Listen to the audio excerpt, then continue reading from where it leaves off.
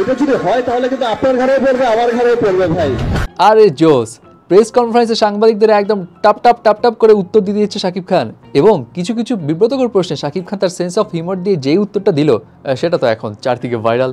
অপরদিকে আবারও ঝামেলার মুখে পড়লো তাহলে রাফসান দা ছোট ভাই। আর এদিকে পরিমণির সঙ্গে কি ঝামেলা মিটমাট করতেই চায় না তানজিন তিশা, নাকি ঘটনা এখানে অন্য কিছু? প্রথমেই আসি শাকিব খানের কাছে। কয়েকদিন আগে শাকিব খানের তুফানের প্রেস কনফারেন্স হলো এবং সেই প্রেস কনফারেন্সে কিছুটা বিব্রতকর প্রশ্নের মুখোমুখি হতে হয়েছিল শাকিব খানকে। প্রথমত তাকে জিজ্ঞেস করা হয়, অনেকেই বলে শাকিব খান কেন ঈদ ছাড়া কোনো সিনেমা মুক্তি না দিয়ে নিজেকে প্রমাণ করে না, কেন খালি তাকে ঈদেই মুক্তি দিতে হয়? এর উত্তরে শাকিব খান কিন্তু খুব স্মার্টলি জবাব দেয়। তিনি বলেন, 25 বছর ধরে ক্যারিয়ারে আছি, 25 বছরে কত ঈদ ছাড়া ছবি মুক্তি দিলাম, আর এই যে 25 বছর ধরে টিকে আছি, এখন আর প্রমাণ করার নতুন কিছু নেই। বাপরে, পুরো সলিড অ্যান্সার। শুধু তাই নয়, ওখানে এক সাংবাদিক এটাও বলে শাকিব খানকে, এই যে আপনি সবসময় প্রেস কনফারেন্সে লেট করে আসেন, সাংবাদিকদের বসিয়ে রাখেন, এটার দ্বারা নতুন প্রজন্ম আপনাদের কাছ থেকে কি শিখবে? অনেকেই তো বলে এটা বাঙালিদের অভ্যাস। সো এখন এটা নিয়ে আপনি কি বলতে চান?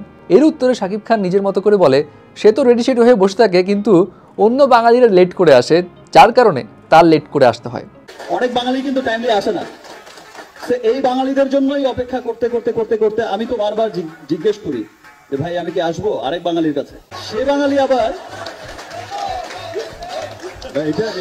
বাঙালি আবার আমাকে বলে, ভাই আরো কিছু বাঙালি বাকি আছে। এবং দেখেন, এটা যদি আপনি যেটা বললেন যে বাঙালিদের অভ্যাস, এটা যদি হয় তাহলে কিন্তু আপনার ঘরে পড়বে, আমার ঘরে পড়বে ভাই। মানে শাকিব খানের কিন্তু সেন্স অফ হিউমার ভালোই ডেভেলপ করেছে। হ্যাঁ, এবার আসি রাফসান দা ছোট ভাইয়ের কাছে। এক অডি গাড়ি কিনে রাফসান দা ছোট ভাইয়ের উপর যে ঝড় গেছে সেটা তো আর নতুন করে বলার কিছু নেই। সো সে মাঝখান দিয়ে তো প্রায় সোশ্যাল মিডিয়াতে ভিডিওস দেওয়া বন্ধই করে দিয়েছিল, এবং অনেক দিন পর সে আবার কামব্যাক করলো একটা ব্লগ ভিডিও নিয়ে। কিন্তু এই কামব্যাক করার পরপরই আবারও একটা মাথার উপর কালো মেঘ জমা হলো রাফসান দা ছোট ভাইয়ের। সেটা হলো, এখন জানা গিয়েছে তার বিরুদ্ধে গ্রেপ্তারি পরোয়ানা জারি হয়ে গেছে। রিজনটা কি? রিজন হচ্ছে তার ব্লু ড্রিঙ্কস। জানা যায় বৃহস্পতিবার মানে 13 জুন বিশুদ্ধ খাদ্য আদালতের বিচারক জানান যে এই ব্লু ড্রিঙ্কসের কোনো ধরনের অনুমোদন নেই। ওষুধ প্রশাসনও জানেন না ব্লু ড্রিঙ্কস ওষুধ নাকি কোল্ড ড্রিঙ্কস। আর এরই প্রেক্ষিতে রাফসানের বিরুদ্ধে গ্রেপ্তারি পরোয়ানা জারি করা হয়।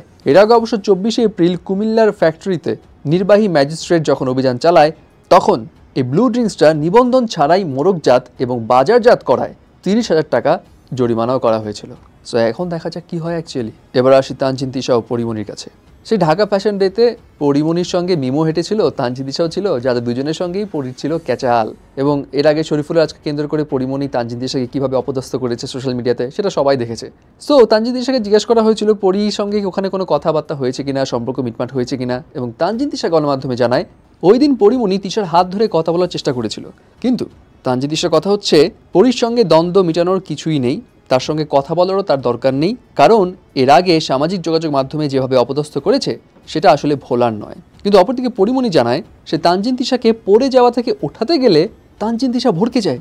পরির কথা হচ্ছে, সেদিন মঞ্চে ওঠার সময় খেয়াল করলাম সিঁড়ি দিয়ে নামতে গিয়ে একেবারে পড়ে যাওয়ার মতো অবস্থা হয় তিশার। তখন আমি তাকে ঠেকাতে গেলে সে কিছুটা ভড়কে যায়, এবং সে জাস্ট ঠেকাতেই গিয়েছিল, এর বেশি কিছু নয়।